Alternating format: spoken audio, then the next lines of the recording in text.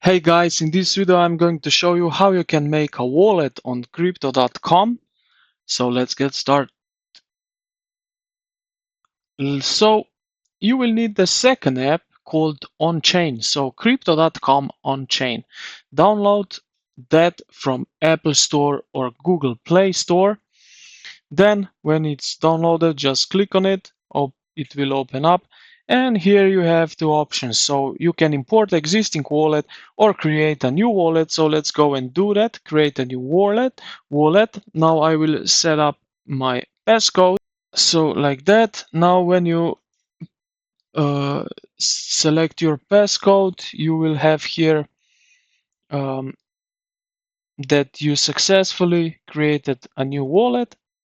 Then you will hit continue. And like that, we are now in our wallet. Here you can trade. You can search a little bit here. Okay, a browser and the main wallet like that. And yeah, this is it. So I hope that you found this video helpful.